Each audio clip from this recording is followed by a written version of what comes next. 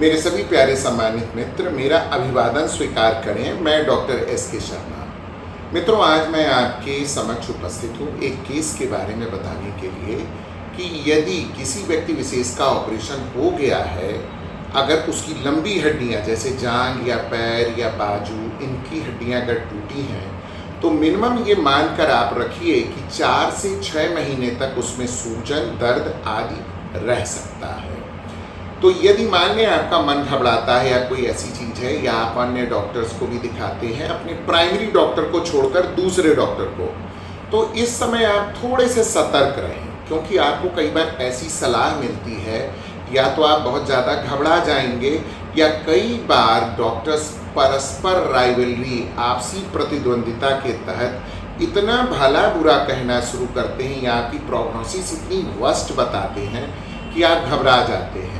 और कई लोग घबराहट में, खासकर घर की महिलाओं के सामने ये बात हो जाता है या बूढ़े आपके पिता के सामने होता है, तो वो लोग बहुत परेशान और पैनिक सिचुएशन में आ जाते हैं।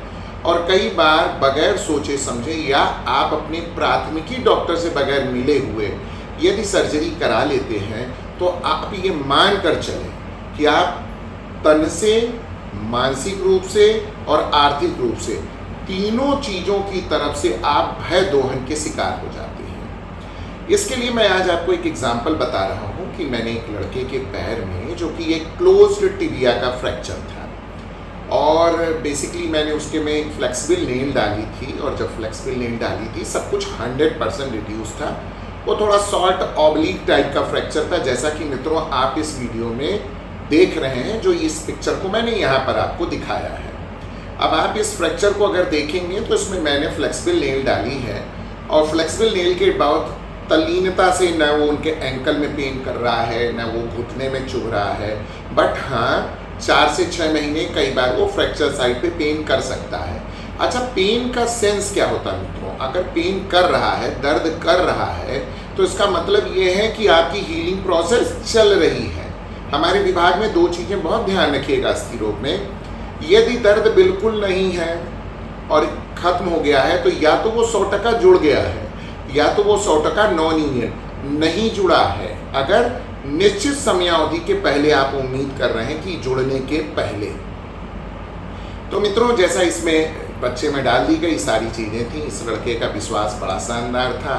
2 महीने 3 महीने इसने वॉकर के सहारे चलना शुरू किया, फिर स्टिक के सहारे, फिर कुर्सी के सहारे चलना शुरू किया, जैसा कि अमूमन सभी को करना पड़ता है।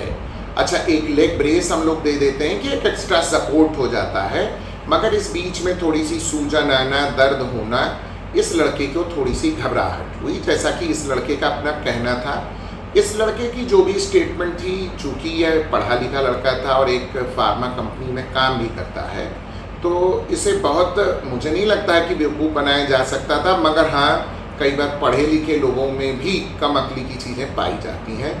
इसलिए ना तो मैं इस लड़के की आइडेंटिटी आपको बता रहा हूँ, और न ही मैं डॉक्टर साहब की बता रहा हूँ कि जिन लोगों ने इसे क्या क्या बातें कही। तो उसके बाद ये चूँकि कार्यरत था, तो इसके साथ के लोगों ने इस लड़के को फिर लखनऊ में दिखाया। अब जब लखनऊ में दिखाया तो इस लड़के के अपने व्यक्तिगत स्टेटमेंट, मुझे नहीं पता है कि कितनी सच्चाई होगी, इसने कहा कि डॉक्टर साहब 5 डॉक्टरों को मैंने दिखाया और सभी ने कहा हाँ इसमें कमी है। तो मुझे ये समझ में नहीं आया भाई कमी किस बात की है। मान लें घुटने में चुभती होती, बहुत ज़्यादा मैसिव गैप होता मित्रों, तो हम मान लेते।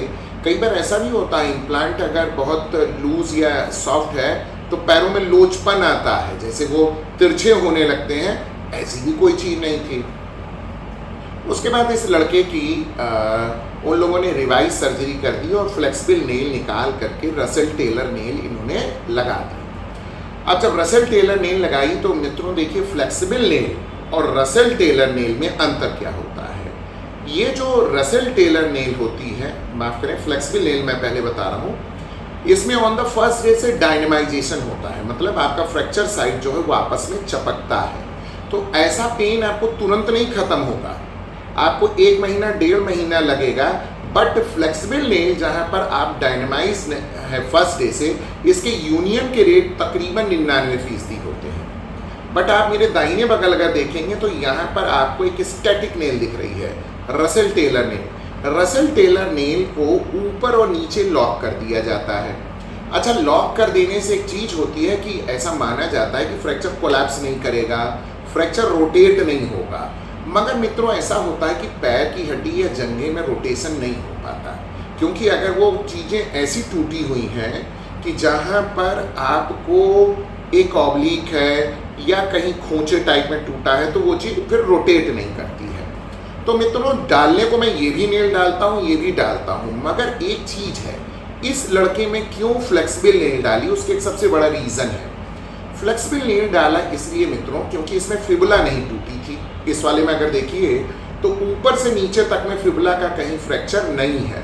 तो फिबुला अगर नहीं टूटी होती है तो या तो हम फिबुला को फ्रैक्चर कर दें, अदरवाइज ये हाइपरट्रॉफिक नॉन यूनियन में जाने की संभावना होती है। इसलिए इस लड़के में सबसे अच्छी नेल फ्लेक्सिबल नेल डाली गई और सिर्फ 10,800 रुपये में डाली गई। मुझे जहाँ तक याद आ रहा है, उस लड़के में चूँकि एक डॉक्टर साहब के भी नोन थे, उसने थोड़ी रिक्वेस्ट भी की तो उसके 800 रुपये भी मैंने वापस कर दिए। या फॉलोअप में भी ये लड़का आया तो मुझे नहीं लगता मैंने इसकी फीसें ली होंगी। RCF उसके 200 रुपये वापस भी कर दिए, जो मेरी अपनी फीस होती है। मगर जब इसने दोबारा ऑपरेशन कराया तो उसके बाद इसको ऑल ऑफ सडन लगा, नहीं मेरा दर्द बहुत ख़त्म हो गया, ये सारी चीज़ें हैं। अगर मित्रों आप गौर से कीजिएगा तो इस फ्रैक्चर में और इस फ्रैक्चर की मेटलर्जी में 1 पैसे का भी चेंज नहीं है। बट भयदोहन तुम्हारा आगे नॉन यूनियन होगा, नहीं जुड़ेगा।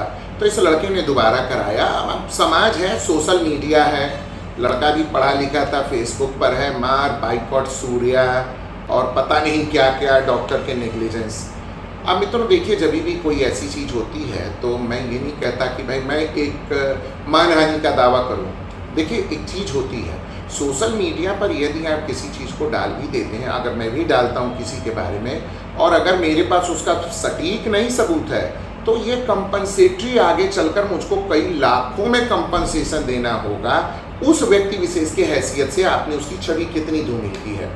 एक 2 लोगों ने जो हमारे पाए, उन्होंने कहा अरे बॉस, मैंने इस केस को अपने IMA में भी माफ़ करें अपने ऑर्थोपेडिक में भी दिखाया, तो लोगों ने कहा बॉस अब क्या कहिएगा, अब उनकी भी दाल रोटी चलने दीजिए। मैंने कहा दाल रोटी की बात अलग है, मगर किसी को इतना भड़का देना कि क्या भयदोहन आप करने लगिएगा, सारी चीज़ें रहीं।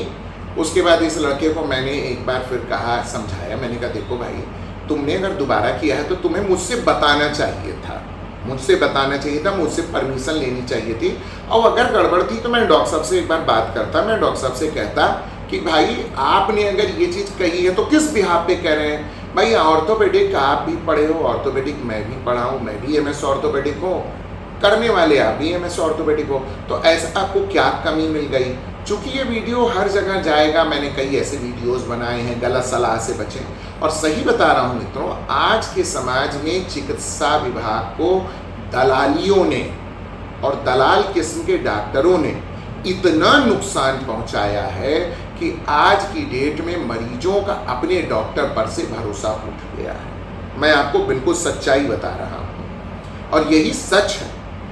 इसके बाद इस लड़के ने बड़ा वीडियो डाला, मैंने इसको फिर व्हाट्सअप किया, मैंने कहा भाई इसमें कौन सी कमी तुम्हें नज़र आ गई, और बताओ तुम्हारे एक डॉक्टर साहब के कारण बिहार पर हुआ, मैंने चीज़ को भी कम किया, सारी चीज़ें। अब मित्रों मैं आपको व्यक्तिगत तौर पर बताता हूँ, इस लड़के का इतना भय दोहन हुआ, ये हमारी छवि धूमिल करने चल दिया। मगर सबसे बड़ी चीज़ है, इसको खुद समझना चाहिए कि इसकी जेब काटी किसने। जेब काटने का सेंस क्या है, अच्छा खासा तुम जुड़ जाते। अब मैं आपको एक यूनियन प्रोसेस दिखाता हूं मित्रों कि अगर हड्डी जुड़ती है तो जुड़ती कैसी है। आप 4 महीने 5 महीने में ना घबराएं। अगर 6वें महीने में आप नहीं जुड़ते हैं तो क्या करना है आपको, एक बोन ग्राफ्टिंग हम करेंगे, इससे ज़्यादा तो कुछ नहीं ना करेंगे। और बोन ग्राफ्टिंग करेंगे तो कितने पैसे लेंगे, सेम पैसा ले सकता हूँ या 12,800 ले सकता हूँ। हड्डी इलियक से निकाल कर यहाँ भर दी जाती है। अब मित्रों मैं आपको दिखाता हूँ फ्लेक्सिबल नेल में कितनी अच्छी यूनियन होती है। अब जैसे यहाँ देखिए, अब ये पहला एक्सरे आप देखिए, आपको फ्रैक्चर लाइन दिख रही है। अब आप इस दूसरे एक्सरे को देखिए, अब इस तीसरे को देखिए। अब यहाँ गौर करने की बात है, इस तीसरे वाले एक्सरे में जो आप देख रहे हैं, यहाँ पर आपको नजर आएगा अभी बहुत कैलस नहीं बना है। मगर अब मित्रों आप इस चौथे एक्सरे को देखिए और इस 5वें को देखिए, इनमें यूनियन 100% कंप्लीट हो गई। मगर आप 4 महीने में भी एक आदमी को इतना डरा दें कि वो क्या करा ले, अपनी नेल को चेंज करा ले, एक्सचेंज नेलिंग भी कहते हैं मित्रों। तो इसमें क्या ज़रूरत थी? मगर फिर इस लड़के को मैंने बताया, समझाया। अब देखिए, मैं कोई प्रेडिक्शन नहीं कर रहा हूँ, भविष्यवाणी नहीं कर रहा हूँ। अब अगर इस नेल में देखिए तो कमी क्या हो गई। अब मैं ये नहीं कह रहा हूँ कि कमी बताने पर मैं बैठ गया, बाकी के ऑर्थोपेडिक भी सर्जन बहुत अच्छे से इसे जानेंगे, देखेंगे कि अगर आप रिवाइज भी कर रहे हैं तो ये गलती मत करिए जो इस एक्सरे में हो गया। अब अगर आप इस एक्सरे में गौर से करिएगा तो देखिए, सबसे पहले ऊपर देखिए, इसमें डायनेमिक होल नहीं लॉक है, इसमें नीचे का स्टैटिक होल है। और यही गौर कीजिए, नीचे फिबुला नहीं टूटी है। ईश्वर करे ये लड़का 100% यूनियन हो जाए।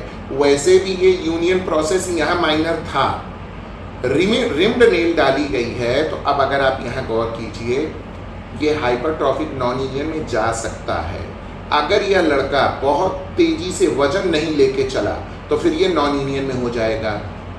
तो मैंने इस लड़के को वीडियो पर भी एक बार कहा, उससे इंटीमेट होता, मैं इसको बताता रहता हूँ। कई बार इसने मुझे एक्सरे भी भेजा, पता नहीं क्या रहा, इसने एक्सरे मुझे बहुत दिनों बाद भेजा।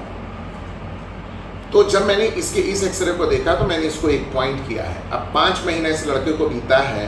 अगर 5 महीने में इन दोनों एक्सरे में अंतर देखिए, फ्लेक्सिबल नेल और इसमें कुछ आपको नजर नहीं आएगा। अब डॉक्टर साहब ने जो ऊपर डायनेमिक होल नहीं किया, तो मैं तो ये नहीं कहना जा रहा हूँ ना कि आपको डायनेमिक होल लॉक करना चाहिए था कि इसका फ्रैक्चर कंप्रेस करे। स्टैटिक होल आपने या तो इसलिए लॉक कर दिया कि जॉग ऑफ मूवमेंट भी नहीं होगा तो पेन नहीं करेगा ऑल ऑफ सडन। बट आज तो जॉग ऑफ मूवमेंट आप रोक दे रहे हो, कल यूनियन नहीं रुक जाएगा।